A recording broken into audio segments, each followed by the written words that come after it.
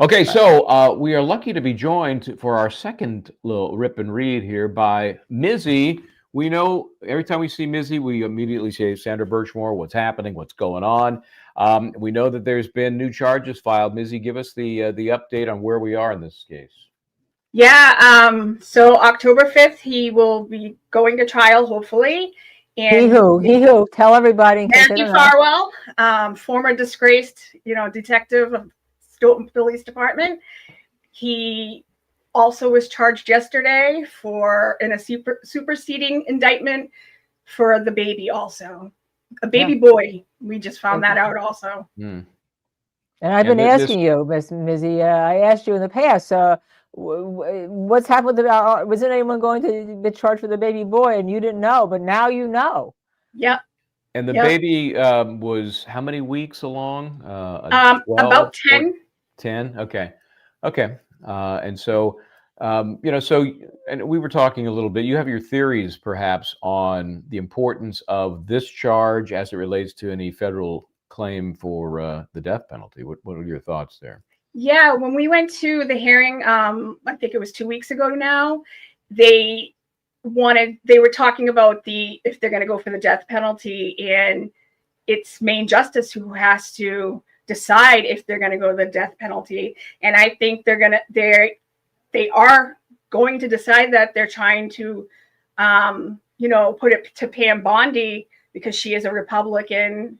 I believe she doesn't believe in abortion. She believes life is conceived at birth, at conception, So I think that's why they're trying to force her to do the death penalty because she's a Republican. Yeah, now, Mizzy, I had the same feeling. My feeling was that indeed that this was a power move, that they've given him a year to cooperate. That he had probably, we don't know about it, but he had probably what his queen for a day or king for a day agreement to try to cooperate. It didn't work out. They came back. He had to get a death penalty lawyer. They haven't put the death penalty formally on the table yet. They have until January to decide that. But this is like, okay, you don't want to play ball with us and give people up. Okay, so now you're going to get charged with the baby. And I think the death penalty is going to be on the table. And I think this is a power move from the government. That's my view of what just happened. Yep, I fully agree. I think it's two ways. I think, they wanted to kind of force Main Justice to put that out there on the table, but also, hey, we are going for the death penalty, so play ball with us. Yeah. So as we look down the road, assuming that does happen, again, by January, we'll know, then you're into the next level of the chess game. Is there going to be a deal to take that death penalty off the table? Are we going to see an actual trial? I mean, all of those machinations will start to, take place. Are there others that he might roll over on? All of those things we thought might be happening as they continue to push the prior hearings down the road, they're still in play. And if they go with the death penalty, it just kind of heightens that whole that game. And I don't use the word game seriously. It's not a game, but there's a lot of strategy involved. Yeah. And I'm going to post, by the way, the Justice Department did issue a press release on this. I'm going to post it again into our chat so you can go read the press release with regard to it. Now, we know apparently through DNA testing, first round DNA testing, that Matthew Farwell was not the father of the baby. Did this indictment answer the question of who is? Because I can't imagine they don't know already. They have DNA. They probably have done familial, if no one's rolling over, they've done, genealogical DNA. I can't imagine they don't know. Any word on that? They must know the likely suspects. There's a handful of them, right? Yeah, they're not talking, and we aren't getting it from our sources, but we're hoping that, if that's going to come out, that we'll get it from our sources so we can get it out as soon as possible. Yeah. Like you said, there's a few suspects that we know handful, right? Yeah, that we know of. But yeah, there are some suspects that we know of, and there's a lot of rumors out there, and I'm not diving into those rumors till I have proof. At the Justice for Sandra Birchmore group, we try to stay with the facts of the case and not get into to many of the rumors. And I think, though, that the fact that, he had a motive, if that was his child, he still had a motive. But I think that he killed that baby and it turns out not to be his. To me, if I'm sitting on that jury, it makes it worse. But there's also an article that in Boston Globe we should talk about before we let you go. As a result of this case, there is a legislature, Ms. Roush, and I'll put part of it that's in the Globe just in our chat so we can just discuss it quickly. Well, actually, it won't let me put it in the chat. So she has decided to do something, or asked the legislature of Massachusetts to do something, correct?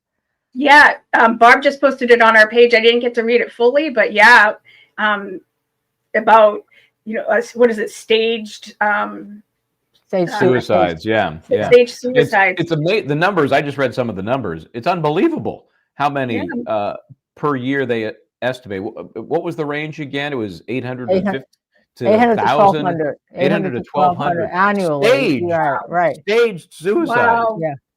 Yeah. It'll be great to get that on the books.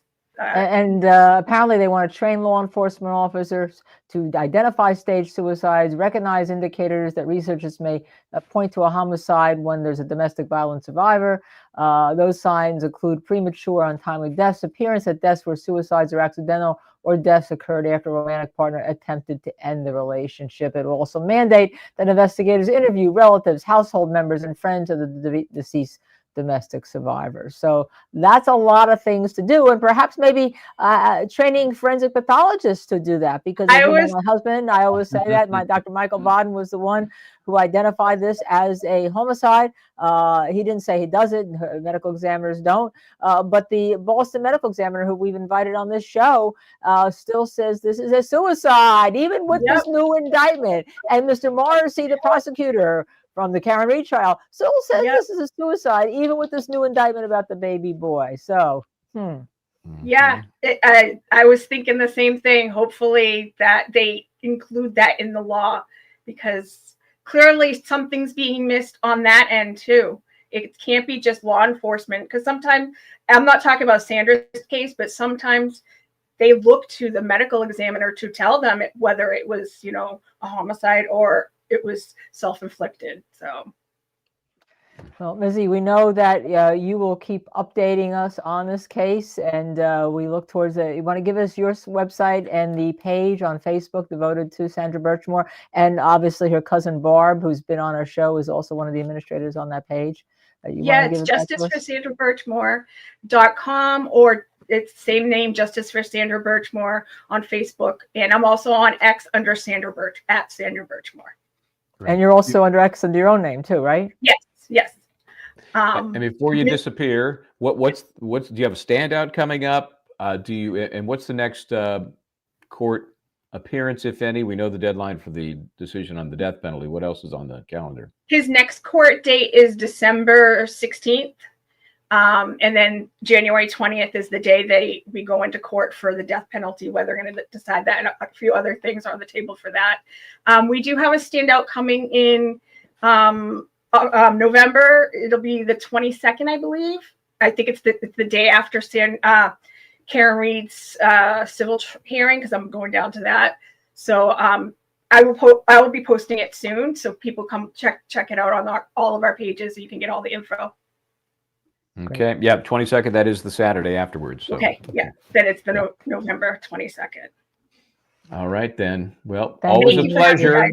And I'll probably see you down there in a month, or up there. Yeah, I'll see you up there. Thanks, Mizzy.